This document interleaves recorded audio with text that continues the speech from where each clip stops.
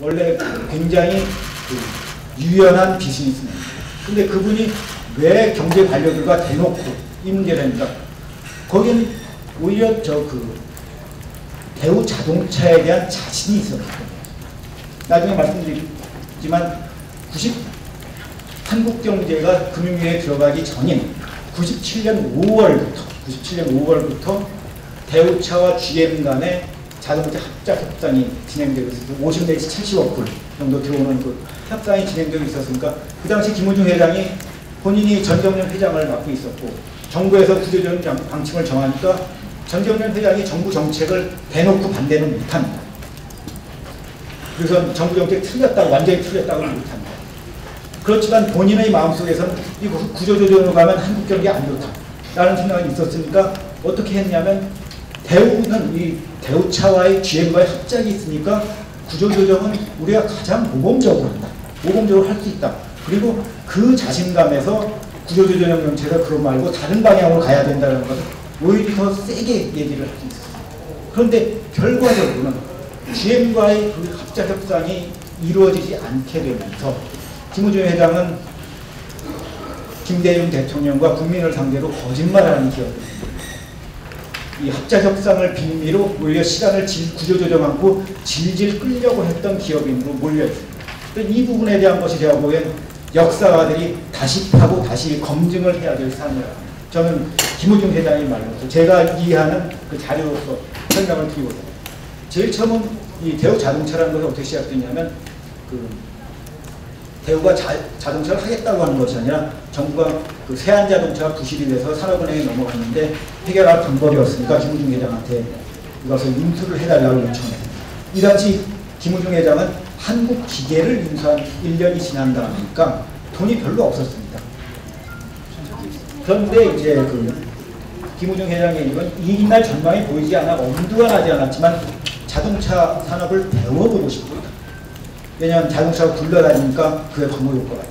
생겨서 그리고 내가 지금 이걸 키울 능력은 없지만 GM과 합작을 하면 GM이 그 당시 세계 최대의 자동차 회사니까 GM을 통해서 배울 수 있을 것이다. 라는 생각에서 제일 처음에 시작을 했습니다. 근데 같이 시작을 한 다음에 GM과의 갈등이 벌어지는데 가장 기본적인 건 뭐냐면 GM은 다국적 기업이니까 한국을 GM 전체 세계적인 네트워크에서의 내수 하청 기지로 생각합니다. 근데 김우중 회장은 제가 책에서 수출 전사라는 표현을 했다시피 수출을 통해서 커온 기업입니다. 근데 이분은 한국에서 자동차 만들었으면 이걸 세계로 가서 팔아야 된다. 그러니까 그게 GM의 철학과 맞지가 않는 거죠. 그걸 갖고 서로 실갱이를 벌이다가 대우에서 모든 비용을 다 대고 GM에서 기술 개발을 도와주는 식으로 해서 첫 번째 월드카. 월드카라는 개념이 한국에서 만들어서 월드에 수출을 한다는 의미에서 월드카입니다. 만들어지는데 돈은 많이 들였는데 잘 팔리지가 않아요. GM에서도 약속만큼 안 팔아주고. 그래서 GM과 갈등이 벌어집니다. 그러니까 김우중 회장은 그러면 내가 좀 세계에 팔릴 만한 게 뭐가 있을까 했을 때 미니카를 생각을 합니다. 지금 티코 나중에 지금 마티스가 됐고 지금 국내에서는 쉐보레 스파크라는 이름으로 굴러다니는 모델인데 GM과 관계가 있으니까 대우 자동차에서 못 만들고 그건 대우 조선에서 만들었습니다. 그래서 이 티코를 만들면서 갈등이 좀 시작이 됐고 잠깐 해결됐지만 결국은 갈라서기로 합니다. 그래서 이제 자동차를 세계적인 기업으로 만들겠다 하면서 시작을 한 것이 이제 자동차 산업은 이제 규모의 경제가 굉장히 중요한 산업인데 여기서 최소한 3, 4개 모델은 있어야 됩니다. 그래서 3개 모델을 동시 개발하는 작업. 라노스, 누비라, 레간사. 사실 그 전까지는 일반 자동차 회사에서 한 모델을 만드는데 한 번씩만 하고 그 다음에 3모델 만드는데 3가지 모델을 동시에 개발한 것은 대우가 처음입니다. 그리고 우선 생산량을 250만 대까지 확충을 했다. 김우중 회장이 말씀을 하시는 건 뭔가 티코를 만들어 보니까 50만 대 생산을 하니까 생산 단가가 절반으로 떨어진다. 그 정도는 가야지만 국제 경쟁력이 생긴다. 그러면 한 4개 차종 내지 5개 차종에서 50만 대씩 50만 대씩 해서 200만 대 내지 250만 대가 가야지만 세계적인 자동차에 대해서 경쟁력이 생긴다. 이거 빨리 가야 된다. 하면서 여기 발동을 겁니다. 여기에 투자가 많이 들어가요. 폴란드에서 이 상황에서 이제 GM과도 격돌을 해서 폴란드 FSO 회사를 대우가 먹게 돼서 그때 김우중 회장이 킹기스칸이라는 그 징기스칸이 동유럽을 침공했던 것처럼 김우중이 동유럽을 침공했다는 걸로 킹기스칸이라는 별명을 얻습니다. GM의 판매망을 이용하면 세계 경영을 더 빨리 달성할 수 있다. 이런 생각을 이제 갖고 있었던 거죠.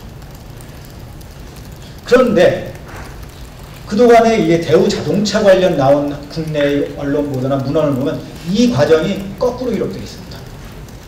예를 들면 이 금고가 비었을 때로 제가 읽어본 책 중에서 한국 금융위기 처리 과정을 가장 상세하게 기술한 책입니다. 근데 이 책마저도 뭐라고 되어 있냐면 대우의 자금 사정이 어려우니까 대우가 옛 사업 파트너였던 GM과 전략적 제휴 카드를 빼든다.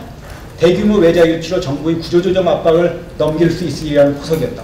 그럼 뭔가 하면 대우가 먼저 돈이 없으니까 GM한테 제안을 했다는 얘기인데 사실이 아닙니다. 그 다음에 그 연장선상에서 이현재 당시 금융위원장은 본인의 그 2012년에 발간된 회고록에서 김우중 회장은 GM과의 전략적 제휴에 모든 걸 걸었던 것 같다. 근데 조건을 바꾸면 질질 끌더니만 7월 협상을 깨고 만다. 그리고 그 연장선상에서 대우 자동차는 당시 기술 자립이 어려웠다는 얘기까지 합니다. 그렇기 때문에 GM한테 넘겼다라는 그런 얘기를 하고 싶어하는 거였을 텐데, 그러니까 결국은 대우 쪽에 문제가 많았기 때문에 이 협상이 파기됐다라는 얘기가 정설로 자리를 잡고 있습니다. 근데 김우중 회장의 얘기는 완전히 반대입니다. 일단 이것은 GM이 먼저 합작을 제안했다. 근데 GM이 왜 제안을 했느냐? GM이 경쟁사인 포드라든지 폭스바겐, 토요타 이런 회사들보다 중국 시장 진출이 늦었습니다. 그 이유가 뭐냐면 중국 시장은 이제 바로 이제 신흥시장으로 시작을 하는데 거기서는 제일 처음에 소형차밖에 안 팔립니다. 그런데 GM은 소형차 모델을 갖고 있는 게 없었습니다. 근데 대우는 라노스, 누비라 등등에서 소형차 3가지 모델을 개발했습니다. 근데 GM 입장에서 볼 때는 대우차 모델을 합작해서 중국 시장에 빨리 진출하는 것이 가장 바람직한 방법이었습니다. 근데 그 당시에 보면 저도 제가 97년, 98년에서 제가 당시 재정경제원, 그 당시에 산업자원으로 출입 기자를 하면서 이제 금융위기 현장을 제가 생생하게 취재를 했습니다. 근데 그때 국내에서의 그 일반적인 인식 모양은 GM이 들어온다면 GM은 세계에서 제일 큰 기업이고 굉장히 효율적인 기업이고 마치 GM이 한국에 투자를 하면 한국을 살려줄 구세주인 것처럼 이렇게 받아들이는 분위기였습니다. 그리고 김대중 대통령이 미국을 갔을 때 그 만난 유일한 기업인이 그 GM의 그 스미스 회장이었습니다. 그래서 그 당시 많은 사람들이 GM이 한국에 투자만 하면 그 한국의 신뢰도를 높이는데 결정적으로 도움을 줄 것이라는 그런 생각입니다. 그런데 GM의 경영 실상을 보면 그렇지가 않았습니다. 이 당시에 이코노미스트지에서의 보도를 보면 이건 문제투성이 공룡, 디트로이트에 있으니까 거기에 디트로이트의 그 다이노소를 겹쳐서 디트로이소러스라고 이름을 붙였는데 디트로이트에 있는 공룡이다. 근데 GM이 어느 정도나 바뀌었냐면 피터 드러커가 경영학을 처음 만들 때 제너럴 모터스의 그 내부 시스템을 이용해서 경영학이라 학문을 새로 만들었습니다. 그런데 이 당시 이코노미스트의 보도를 보면 뭐라고 하면 제너럴 모터스는 경영학 체계 따라서 하지 말아야 될 것들이 교본으로 나온다 라고 할 정도로 GM의 경영이 형편없습니다. 왜냐하면 미국 내에서 다른 경쟁사들과 비교했을 때 꼴찌입니다. 비효율이 굉장히 많습니다. 그리고 아까 말씀드린 신흥시장 진출하는 것도 경쟁사들보다 가장 늦게 되어 있습니다. 네. 그럼 이렇게 해서 그 대우차를 GM에 넘긴 다음에 그러면 무슨 일이 벌어졌는가? GM은 대우차 뭐 13억 불 줬다고 하지만 이것저것 조건 따지면 거의 공짜입니다. 거의 공짜로 인수를 했는데 김우중 회장님의 추산으로는 한국 경제가 대우 자동차만 이렇게 싸게 판 걸로 210억 달러. 한국이 IMF로부터 빌린 돈이 210억 달러입니다. 이만큼 손해를 봤다고 얘기를 합니다. IMF 차입금이야 우리가 원금은 갚는 거죠. 그런데 이것은 원금까지 포함해서 다 같이 날려버린 돈이 210억 달러 된다. 근데 일부 언론에서 일찍 보도하면서 대우그룹 전체를 그 해체하면서 이만큼 늘었다는데 대우그룹 전체를 따지면 이것보다 훨씬 더 큽니다. 대우차만으로 이만큼 했다. 근데 우리 한국은 이만큼 커다란 손해를 봤는데 대우차를 공짜로 인수해간 GM은 어땠냐면 대우차 덕분에 엄청난 성공을 거둡니다. 특히 중국 시장에서 엄청난 성공을 거둡니다. 이게 뭐 저만 하는 얘기가 아니라 이 마이클 던이라고 제가 그 참고 자료에 이 복사한 부분이 있어요. 거기를 영어로 되어 있는 원본을 참조하시기 바라는데 마이클 던이라는 사람은 이제 그 자동차 관련 이제 컨설팅으로 유명한 사람인데 이 사람이 American Wheels, Chinese Road 미국의 바퀴 자동차, 미국의 바퀴가 중국의 길에서 어떻게 돌아다녔는가 거기에 관한 그 책을 썼는데 거기에서 뭐라고 얘기하면 샹하이 GM이 그 딴 데보다 이제 자동차 만드는 것이 늦었는데 2000년대에 중국 시장에 1등으로 올라섭니다. 근데 그 성공에 GM 대우가 명백하게 핵심적이었다. 대우차 인수는 중국 시장에서도 GM의 성공에 강력한 요인이었고 아마도 세계 시장에서 GM의 성공에도 그러했을 것이다. 라고 얘기를 합니다. 그러면 왜 그런가? 그러면 샹하이 GM이 2000년대에 올라설 때 가장 중요한 자동차가 뷰익 엑셀인데 여기 있는 겁니다. 이제 이것은 대우가 만든 누비라 차종을 전혀 손대지 않고 이름만 뷰익 엑셀로 바꿔놓은 겁니다. 스파크로가 다니는 건데 이제 마티스 아까 말씀드린 치쿠가 마티스로 바뀌었는데 이게 지금 국내에서는 쉐보레 스파크로 굴러다니는데 스파크로 많이 팔렸습니다. 그 다음에 스파크보다 더 많이 팔린 것이 이게 마티스 짝퉁 모델이라고 얘기하는 건데 체리 QQ라고 하는데 이게 1등인데 이것이 더 많이 팔렸습니다. 여기 표에 보시면 아시겠지만 중국 미니카 시장을 보면 체리 QQ가 1등이고 스파크가 4등입니다. 그러니까 그 마티스 모델이 중국의 미니카 시장을 장악을 했고 그 다음에 뷰익 엑셀 이것이 컴팩트카 1등이고 그 다음에 세일이라고 하는 것은 대우의 라노스 모델입니다. 그러니까 대우 모델이 중국의 소형차 시장을 완전히 장악했습니다. 그러니까 김우중 회장이 처음에 얘기했던 대로 이거 신흥시장 가기 위한 거고 GM이 그것 때문에 우리한테 관심을 갖고 있는 건데 결국 대우와 한국은 그것을 못하고 GM이 혁혁한 성공을 거두었습니다.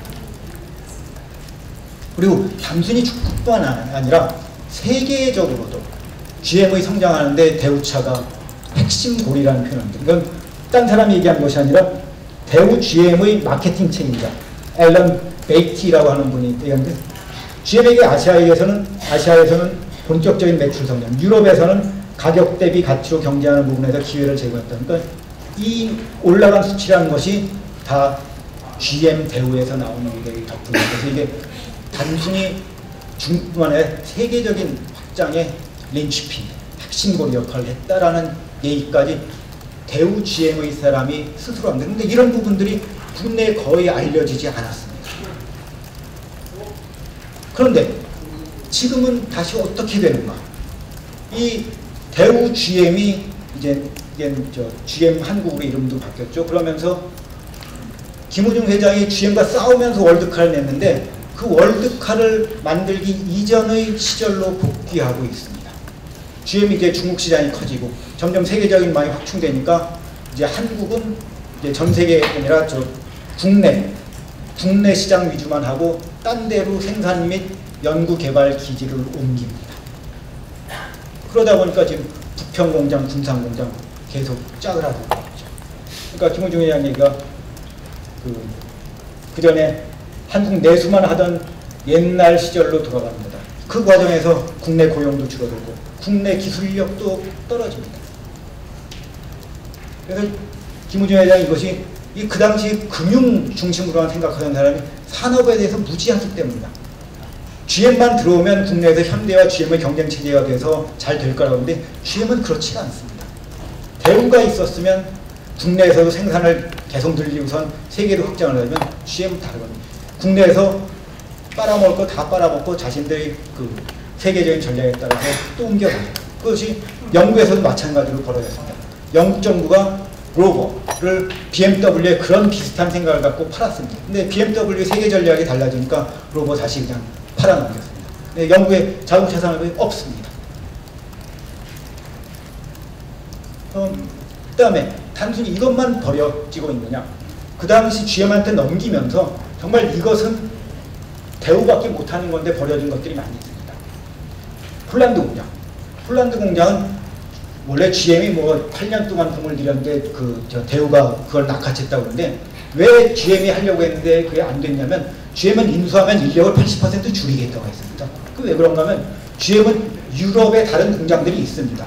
그러니까 그 동유럽 시장만 보는 선에서 이 공장을 인수하려고 했습니다. 그런데 대우는 폴란드를 기반으로 해서 거기를 전진 기준으로 해서 서유럽으로 진출하려고 했습니다. 그래서 대우는 그 신흥국에서 진출한 그 다국적 기업이기 때문에 축소의 논리가 아니라 확장의 논리로서 폴란드에 접근을 했습니다. 그러니까 현재 있는 고용 다 보장해 줄 뿐만 아니라 더 추가로 고용하겠다.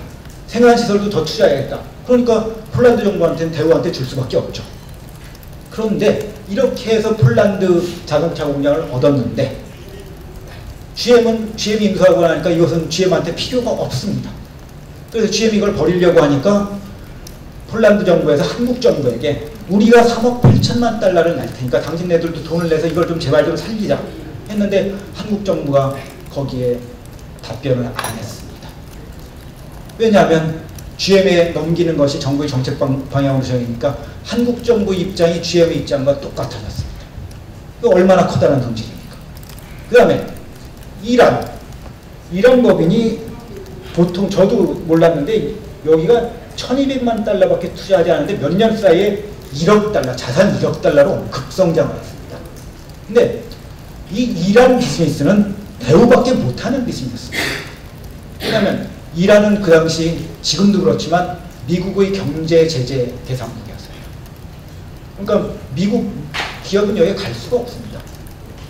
근데 한국도 그 경제제에 동참을 해야 되는, 김우중 회장이 옛날부터 사회주의권에 가던 그 노하우가 있으니까 미국의 경제제를 뚫고 비즈니스를 하는 그 역량을 갖고 있었습니다. 그러니까 어떻게 보면 이란은 대우의 무주공산이었습니다. 다른 다국적 기업도 못 들어갔는데 대우만 들어가서 거기를 완전히 장악을 해버렸습니다. 그러다 보니까 이렇게 커져 있는데, GM한테 넘기고 난 다음에는 GM은 이걸 할 수가 없어요. 그러니까 이거 나가고 말이죠. 그 다음에 또 대우차가 미국에서 성공하는 것이 그렇게 별로 알려지지 않았습니다.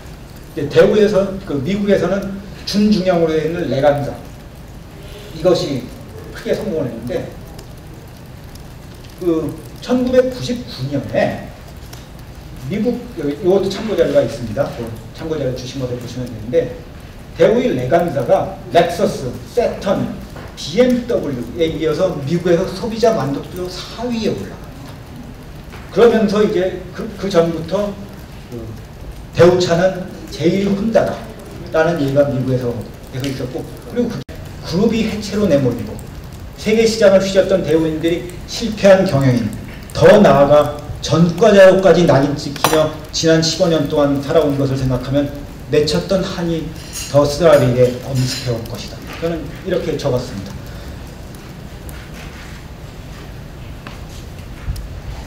그러면 이 대우차가 제가 본 핵심인데, 이 핵심 역사가 왜 거꾸로 기록이 되어야 합니까?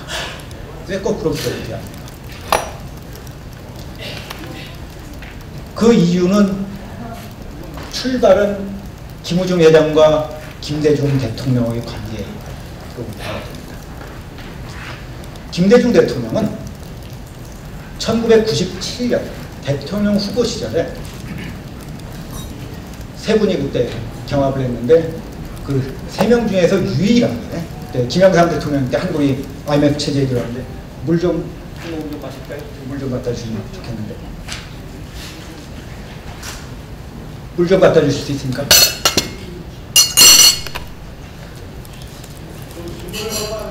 아, 예. 예. 아, 그러세요. 예, 잠깐만요. 예. 그럼 여기에서, 예, 길어질 것 같은데, 그게 DJ만이 유일하게 제 역상 얘기를 꺼냈다는 겁니다.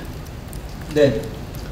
그럼 DJ가 왜 재협상이에요? 근데 본인이 생각하기에 IMF 프로그램 그대로 하면 한국 경제에 별로 좋지 않을 것 같다는 본인의 그 생각은 있었습니다. 그런데 DJ가 그 당시 가장 그 유력한 대통령 후보였기 때문에 그 얘기가 나오자마자 깡드시 IMF 총재가 비행기를 타고 날아왔습니다. 그래서 그 후보 3명한테 대통령이 당선이 되더라도 IMF 프로그램을 그대로 이행하겠다라는 사인을 다 받아갑니다. DJ 입장에서도 그 사인을 안 하면 대통령 되기가 어려우니까 사인을 했겠죠. 그런 다음에 생각을 안 바뀌었으니까 구조조정론을 얘기하는 경제 관료들과 그러지 말아야 된다 하는 김우중 회장의 그 얘기를 같이 들어요. 김우중의 그 얘기를 듣기에 제일 좋은 파트너였던 것은 뭔가 하면 이분은 신흥시장 위주로 커나갔습니다. 그래서 신흥시장에서 금융위기 난 그 실제를 잘 압니다. 그 다음에 그 당시 전경련 차기 회장으로서 일을 하고 있었기 때문에 또 실물경제 얘기를 들 수 있는 적당한 파트너였고 그러니까 근데 그 과정에서 의견이 엇갈립니다. 이 부분은 이제 언론에도 많이 보도해서 그것을 통해서 이제 그 경제 관료들과 대충돌을 하죠. 거기에 대해서는 이제 그 방금 질문을 제가 드리겠다고 합니다. 근데 한 가지 말씀드릴 것은 그 당시 상황에 대해서 대우분들하고 경제 관료들하고 판단이 너무 달라요. 그 대우자동차나 대우중공업에 있던 분들은 환율이 800원 할 때 제발 900원까지만 갔으면 좋겠다 했는데 갑자기 1600원 가버리니까 쾌재를 불렀다. 내지는 돈벼락 맞을 일만 남았다. 대우자동차 200만 대 거의 다 투자 끝나고 이제 98년부터 팔기 시작했거든요. 근데 800원 생각하고 팔던 것이 갑자기 1600원에 팔게 되니까 돈 떨어질 일밖에 안 남았습니다. 그리고 김우중 회장이 무역흑자에서도 더 낙관적이었는데 실제적으로 김우중 회장의 전망이 더 가깝게 맞았습니다. 그러니까 서로 철학이 다른데 거기에 대해서 이제 양쪽의 감정적인 충돌까지 벌어지죠. 그래서 이런 것들은 이제 다 했으니까 그 DJ가 밀어주겠다 하고 싶은 얘기 하라라는 선에서 계속 갔고 그러면서 이제 대우의 위기가 오는데 이 부분이 그동안에 언론에서 많이 다뤘던 뭐 자살이냐 타살이냐 기획해체냐 자초한 것이냐 했을 때 이 부분은 질문을 통해서 제가 말씀을 드리겠습니다. 김우중 회장께서는 일부러 그렇게 했던 측면이 많다. 그 중에서 제일 크게 얘기하는 것은 19조 단기 차입금이 9개월 동안 늘었는데 그 강봉균 당시 수석이 얘기할 때는 그것이 뭐 밀어내기 수출 내지는 외상 매출을 통한 파이낸싱의 결과다라고 얘기했는데 실제로 그게 아니다. 수출 금융을 중단해서 16조 원을 갑자기 조달을 해야겠다. 그 다음에 금융기관들이 자기네 구조조정 BISB를 맞추기 위해서 구조조정한다면 3조 원 끌어가니까 이걸로 19조 원 자체가 설명이 된다. 그런데 이것은 기업이 잘못한 게 하나도 아니다. 금융 시스템이 안 돌아가서 그런 건데 근데 어쩌란 말이야. 그래서 할 수 없이 단기 자금을 끌어들이는데 그거 갖고 부실이라고 나를 매도하면 어떻게 되느냐 하는 것이 김우중 회장의 기본적인 생각이고 그 과정에서 얼마나 의도가 작용했냐 아니면 정책적인 판단이나 오류였냐 이제 앞으로의 그 논쟁이 정리를 할 것이라고 봅니다. 그 다음에 이 부분이 이제 그래서 쭉 지나가고 그래서 논쟁이 이미 시작됐기 때문에 이 부분은 많이 나왔습니다. 그 워크아웃이 예정된 수순이었을 때 그 여러 가지 얘기들이 있는데 이것은 질문을 원하시니까 하지만 일단 대우 해체를 저와 같은 관점에서 봤을 때 김우중 회장께서 봤을 때 일단 어떻게 얘기를 할 수 있냐면 대우가 16조 수출금융이 늘어난 제일 큰 이유는 그 전에 단순히 금융경색뿐만 아니라 IMF 프로그램을 세게 정해요. 뭐 30% 고금리다 하면서 금융기관 구조조정하면서 금융경색을 오히려 세게 만들었기 때문에 늘어난 굉장히 무자비한 프로그램입니다. 그러면서 그 당시 사실 초반에 30대 그룹 중에서 14개가 도산했습니다. 그게 전부 다 부실 기업이 있느냐? 저는 꼭 그렇지는 않다고 보거든요. 아니 30% 금리 가는데 살아남을 수 있는 기업이 얼마나 대우 같은 경우에는 그나마 그때 신용이 있었으니까 단기 차입금을 빌려서 넘어갈 수가 있었습니다. 근데 결국은 이제 98년에 워크아웃을 갔는데 그런 정도로 무자비한 그 프로그램을 적용을 했습니다. 그런데 이게 누구 잘못이냐? 그 다음에 이런 것을 한국 정부에서 적당히 받아들여서 중간에 조금 상황이 좋아지면 좀 적당히 유연성 있게 하지 않고 오히려 더 세게 적용하는 거에 대우차에서 한 210억 불 손실 봤는데 그렇지 않고 훨씬 더 좋게 갈 수 있었던 것 아닌가 그리고 대우만이 아니라 뭐 외환은행이다 뭐 등등해서 제1은행에 굉장히 헐값에 판 것들 많은데 그거 얼마나 커다란 손실이냐. 그래서 이런 일들 다시는 반복되지 않았으면 좋겠다.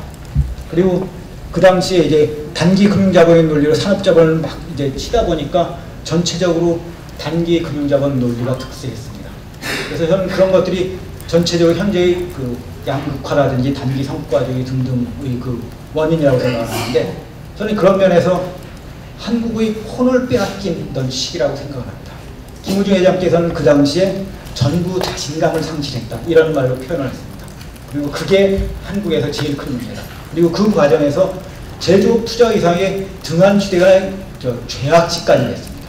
근데 제조업 그때 계속 투자를 했으면 우리가 잘못한 게 아니라 더 할 수 있었는데, 그러면 이미 2000년대에 우리는 1인당 국민소득 3, 4만 달러는 갈 수 있는데 그 기회를 놓쳤다라는 얘기를 합니다. 그래서 제가 보는 이 대우 해체의 핵심 맹점은 크게 네 가지입니다. 이 한국 경제의 세계 상황에 대해서 어떻게 평가를 하느냐, 그리고 무엇이 한국 경제에 바람직한 대책이었느냐 하는 것하고, 대우차 부실 여부니 협상 과정에서 진실 부분, 그 다음에 단기 차입금 15조 증가의 원인과 그 대응에 관한 것, 그 다음에 대우 워크아웃 처리 과정인데, 이 과정에 대해서 정말 저도 실체적인 진실을 알고 싶었습니다만, 저도 강봉균 수석이나 이현재 금융위원장을 그때 이미 알고 있었던 분이고 그 질문을 던지고 싶은 생각이 정말 굴뚝 같았습니다.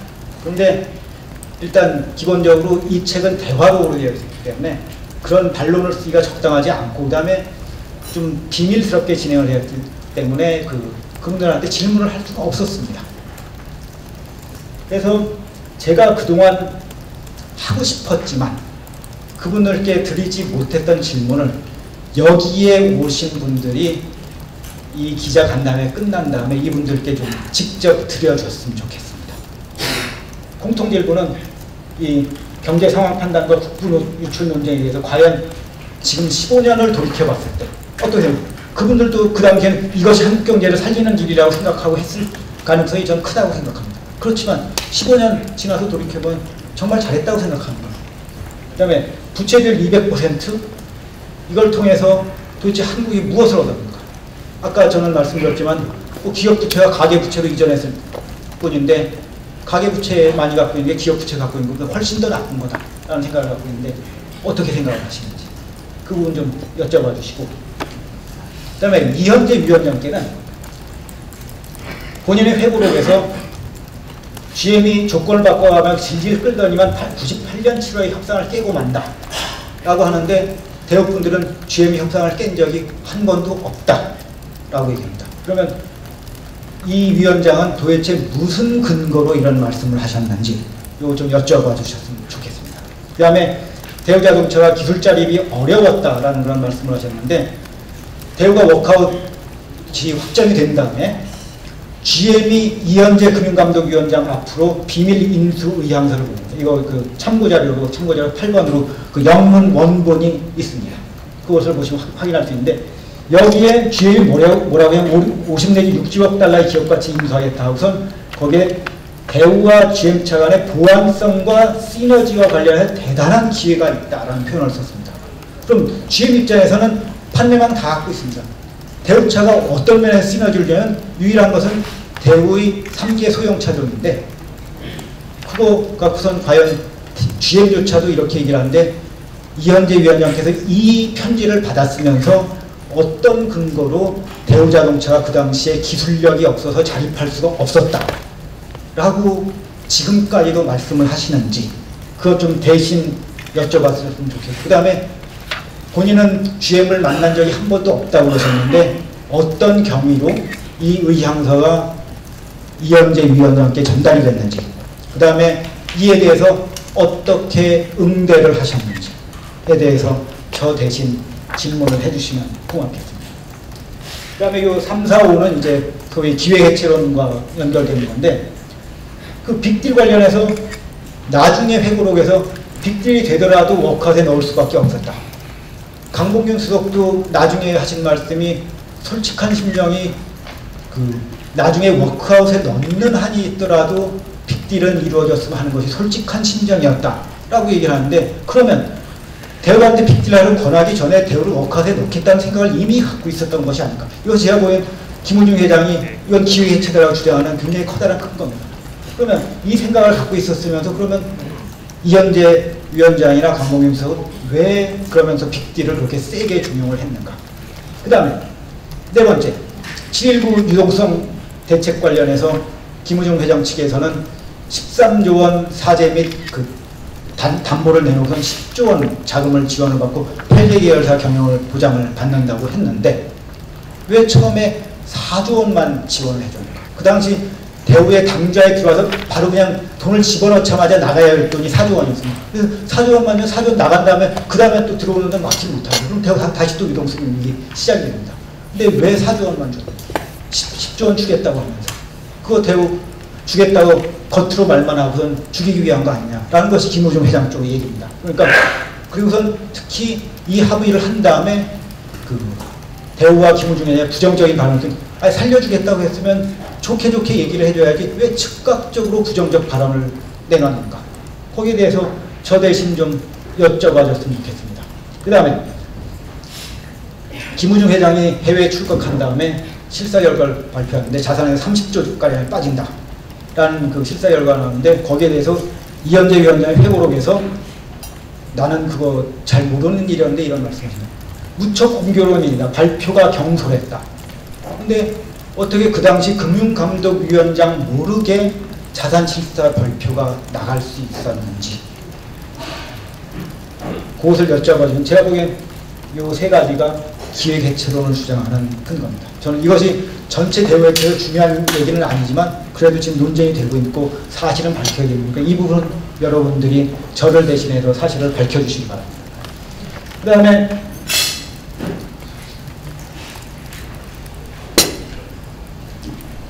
강봉훈 위원장께서는 이제 그 1998년 11월 김우중 회장이 김대중 대통령을 만나기 직전에 그 접견 자료를 제출하면서 19조 원 단기 차입금을 이제 밀어내기식 수출이다.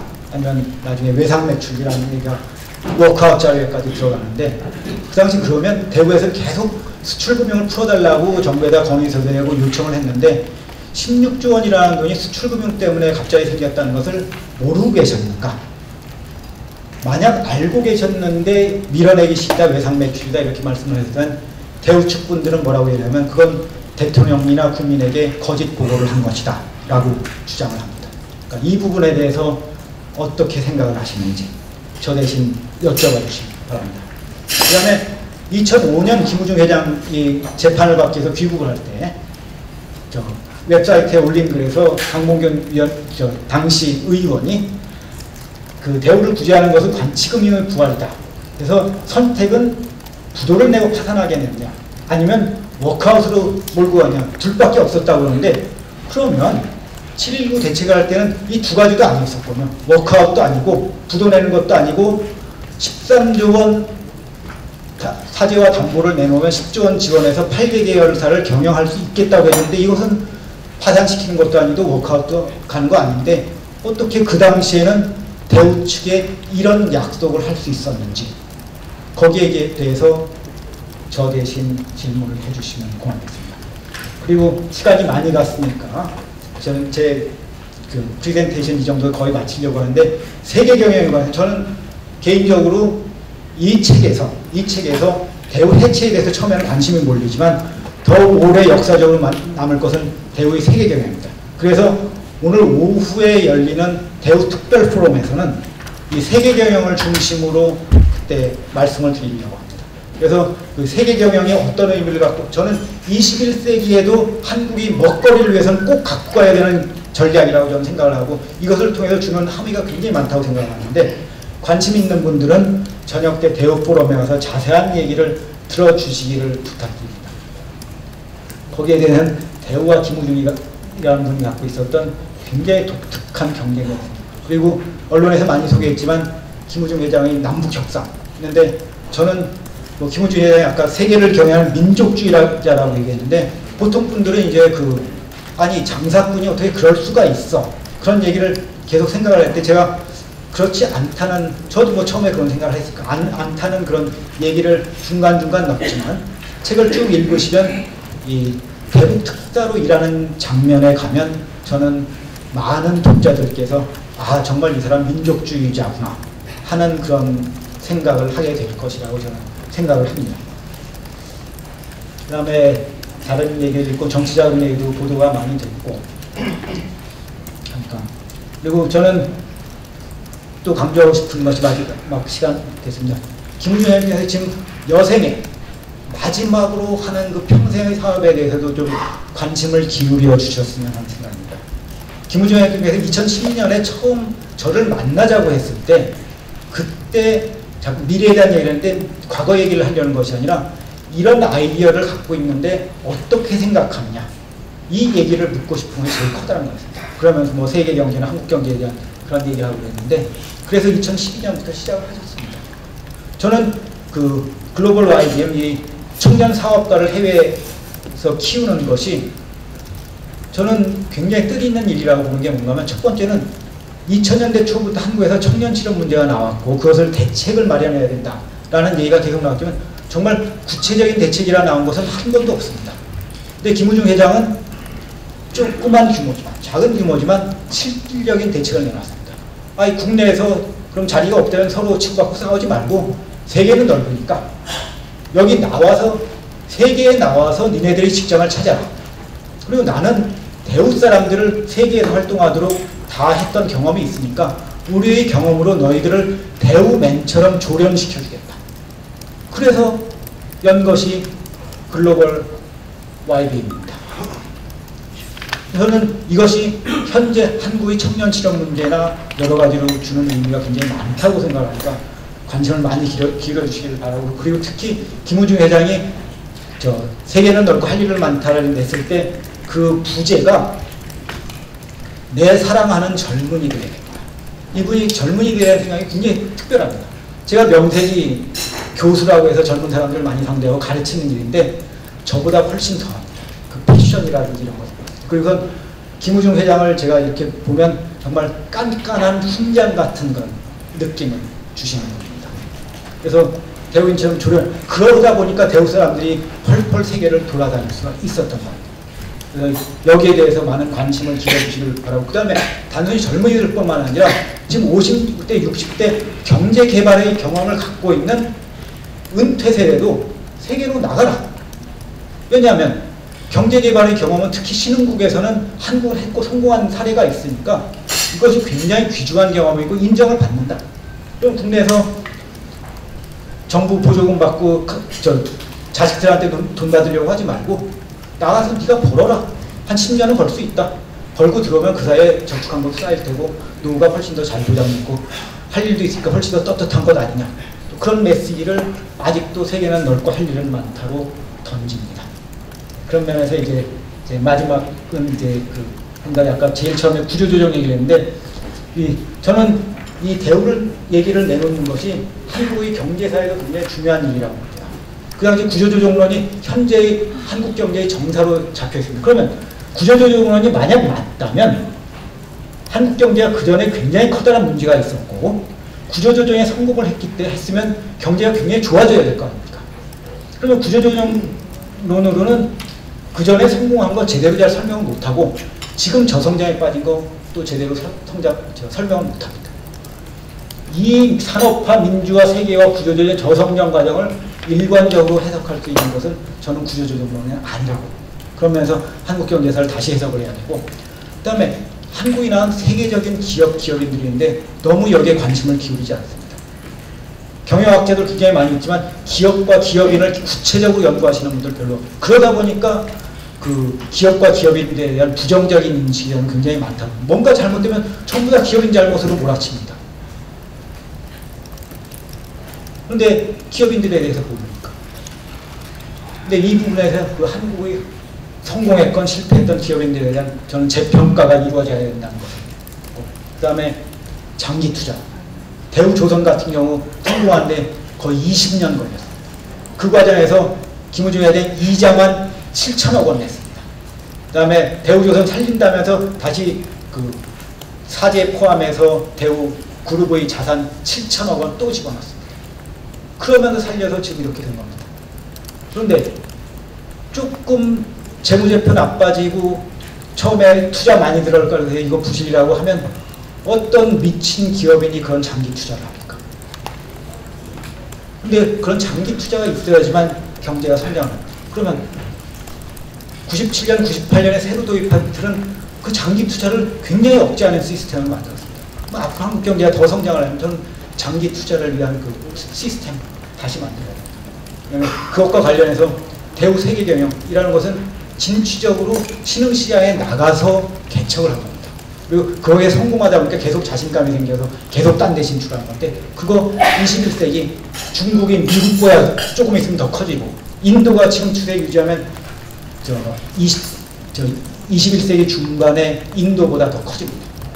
그러면 21세기 내내 한국과 세계의 먹거리인데 여기 어떻게 진출할 것인가? 대우가 모범을 보였습니다.